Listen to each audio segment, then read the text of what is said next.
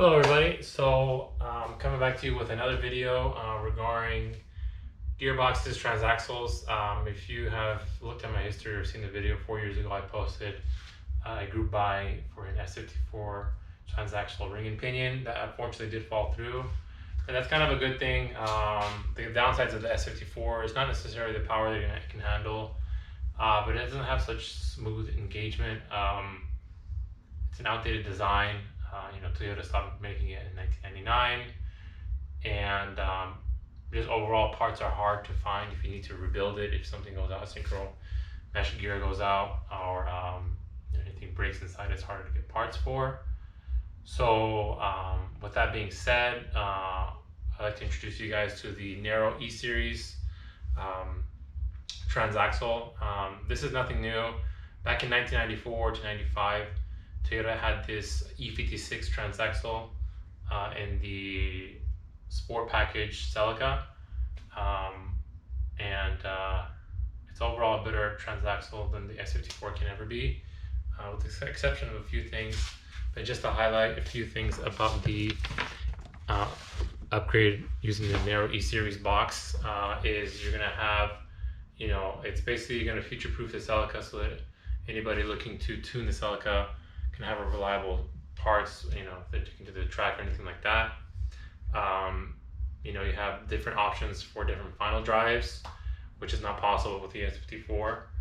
And then, you're gonna have an internal oil pump, which has like veins in a sense inside to keep things more cool. You can also add a external oil cooler, which is unheard of because no front-wheel drive car has it that I'm aware of. No Hondas do, even though they're track-oriented cars. The Type R versions are.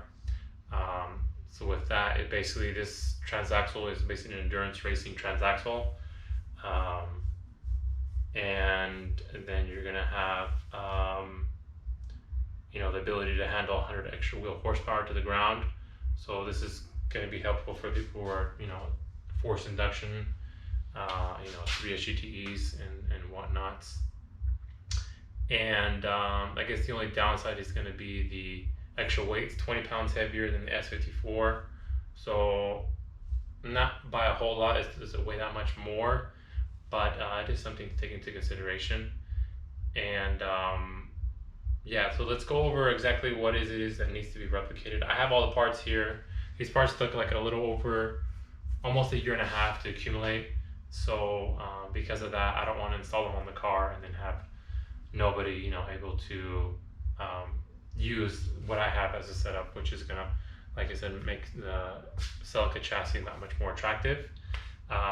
So let's just go over exactly what needs to be put together, via your part to get this, on the road and in the chassis. So what you're gonna need, which I believe is the best setup, is gonna be the E250F Transaxle, which is found on 2001 till 2004 RAV4s. And then you're gonna need the first gear, or the input shaft from the E350, which is a Scion TC transaxle. That way the spacing from first to second is not so of a large gap, like which is found on the E352F. Then you're gonna need the E250 or the E250F casing, because the parts that I have here are all OEM, and that's going to ensure that all the parts, bolt on the mount, the brackets into your 6th gen Celica chassis. And this is kind of a good thing as well, even if you're not, NA and you want to use these narrow E series for your 3 GTE build. This can apply to you guys as well.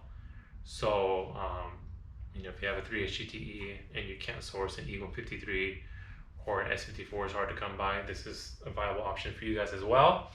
And then as far as the mounts, we're going to need to replicate the mounts, the brackets, the axles, and I don't think the carrier bracket is really going to be an issue.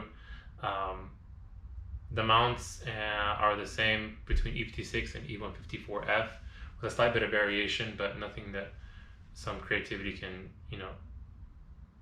do you good. And the fact of there's like 2 studs on the E154F transaxle bracket on the left side, And then the rear is basically the same. The rear E154F is a little bit, has a larger, I guess that metal piece where the bolt goes through is a little bit thicker.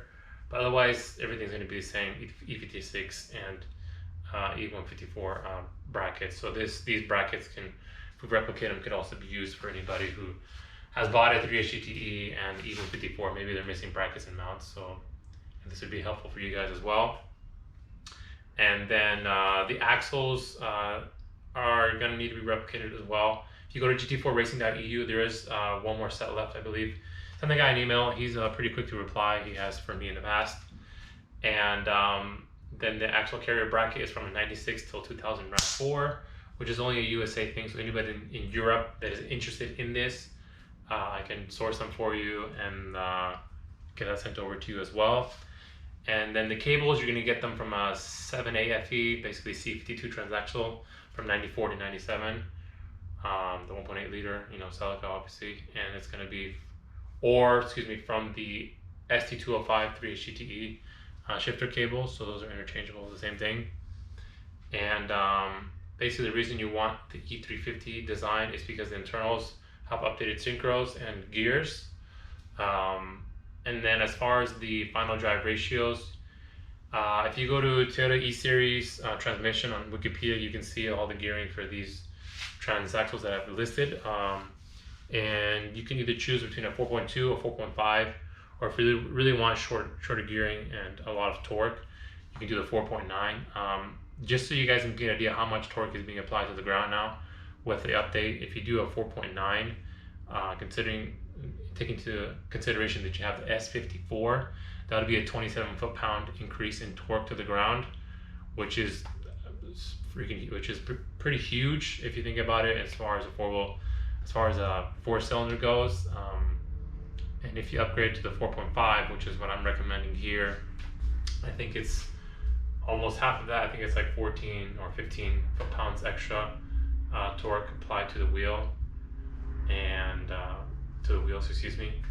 And then anybody who's turbo can go with a 4.2. If they want to stick with something with a longer gearing. And then the gear ratios are fairly good. They're better than the S54 for second through fourth. First gear is a little bit too short, and Toyota did this because most of these things is for cars with that are going off-roading. They're all-wheel drive, like the E250 F is from the 96 to 2000 RAV4, and the E352F is an all-wheel drive version of the RAV4 as well. So they need a shorter first gear to have more torque being applied to the ground for whatever off-road adventures they're doing. So I think that this is a much needed update to the Celica, and I don't want to install these parts on the car because I haven't said that before. And then people ask, how can I get these parts, blah blah blah blah. So I want to help out anybody who is interested in the tuning of the Celica for the next, for the future to come. And I think this is much needed because a lot of people are deterred by the Celica because of the gearing. If you guys have seen that Dude in Blue's review on the Celica, on that red Celica that he test drove with the Beams motor, he complained about the longer gear ratios, and it makes sense. Toyota made no effort. And I'll cover another video in regards to like the downfalls of the front wheel drive Celica and the positives as well, so you guys can get some perspective on that, since people still don't know much of anything about the 6-gen Celica. And any other questions you guys may have, I'm hoping that we can get at least 10 to 15 people invested in this, because it's not cheap to do 3D scans of these parts.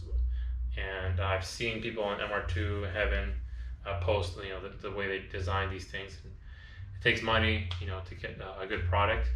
So if you guys are interested, leave a comment down below, or message me on the Facebook group, wherever you're seeing this video from. So yeah, thanks so much, guys. Hopefully we can get something like this going and get things a little bit better for the Celica community. Thank you.